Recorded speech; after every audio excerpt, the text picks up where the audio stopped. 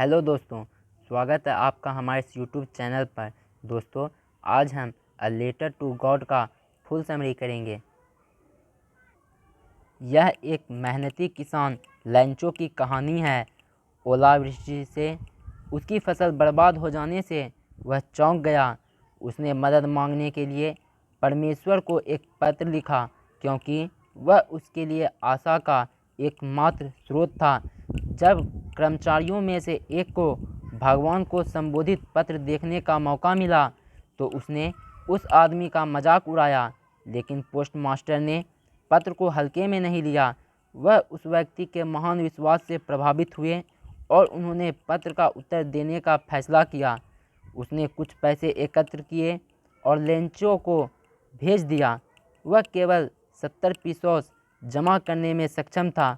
Lencho को पैसे मिलने पर आश्चर्य नहीं हुआ, लेकिन पीसोस की कम संख्या ने उसे नाराज कर दिया। तुरंत उसने परमेश्वर को एक और पत्र लिखा। उसने भगवान से बाकी पैसे भेजने के लिए कहा।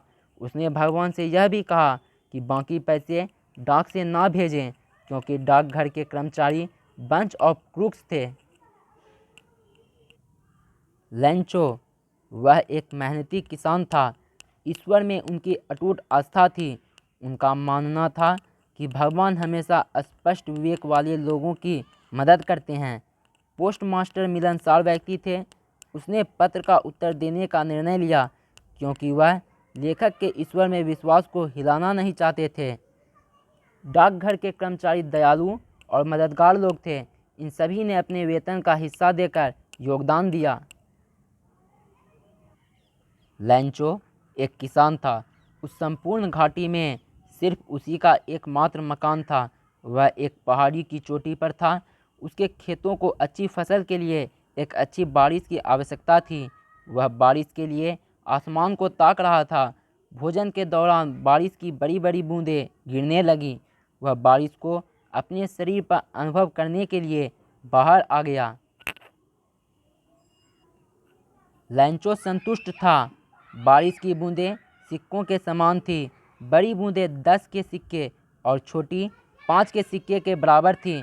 अचानक तेज हवा चलने लगी। लेंचो को चिंता हुई। बारिश के साथ बहुत बड़े बड़े ओले भी पड़े। सच में ही उनका आकार चांदी के सिक्कों के जैसा था। उसका मकान, खेत और पहाड़ का किनारा सभी सफ़ेद ओलों से ढक गए थे। वृक्षों के ऊपर एक पत्ता भी बाकी नहीं बचा था। अनाज बिल्कुल ही नष्ट हो गया था।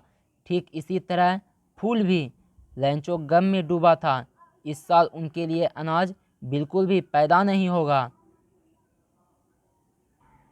लेंचो ने सोचा कि अब सिर्फ एक ही आशा बची है, वह थी ईश्वर से सहायता। अगले रविवार को उसने ईश्वर को एक पत्र लिखा। उसने लिखा कि यदि उसने उसकी सहायता नहीं की तो उसका पूरा परिवार मर जाएगा। उसे अपने खेतों को फिर से बोने और नई फसल के आने तक गुजारा करने के लिए 100 पीसोस की धनराशि की आवश्यकता थी। उसने लिफाफे के ऊपर ईश्वर को यानी कि ईश्वर का पता लिखा, उस पर एक टिकट लगाया और उसे एक लेटर बॉक्स में डाल दिया।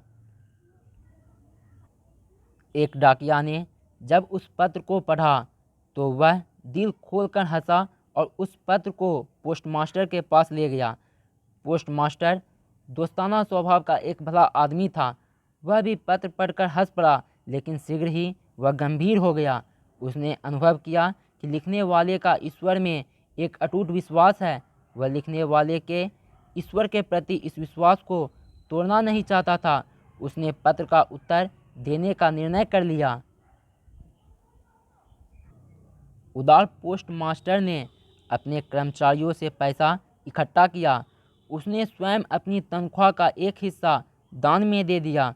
उसने अपने द्वारा इकट्ठा किए गए कुल 70 पीसोस को एक लिफाफे में रखकर लेंचो को डाक से भेज दिए। लेंचो का ईश्वर में दृढ़ और अटूट विश्वास था। उसे आशा थी कि ईश्वर से अवश्य ही सहायता प्राप्त होगी। जब उसे पैसा मिला तो वह हैरान नहीं हुआ, लेकिन उसकी प्रसन्नता केवल क्षणिक थी। जब उसने पैसे को गिना तो वह बहुत क्रोधित हो उठा। उसे विश्वास था कि ईश्वर उसके साथ कभी भी धोखा नहीं कर सकता था। शीघ्र ही उसने ईश्वर को दूसरा पत्र लिखा और उसे डाक से भेज दिया। उत्सुकता से पोस्टमास्टर ने पत्र को खोला। लैंचो ने लिखा कि ईश्वर द्वारा भेजे गए 70 पीसोस उसे प्राप्त हो गए थे। उसने ईश्वर से प्रार्थना की कि वे बाकी के पैसे भी भेज दें। उसने ईश्वर से कहा कि वे पैसे को डाक द्वारा ना भेजें। डाकघर के कर्मचारी ठगों का एक झुंड हैं। तो दोस्तों, अ लेटर टू गॉड का फुल समरी कंप्लीट हुआ। आप दूसरे चैप्टर्स का भी समरी चैनल के प्लेलिस्ट में जाकर देख सकते हैं और इससे रिलेटेड वीडियोज़ के लिए चैनल को सब्सक्राइब करें और वीडियो को लाइक और शेयर करें। अगर आपको इससे जुड़ी कोई डाउट हो तो कमेंट बॉक्स में ज़रूर लिखें।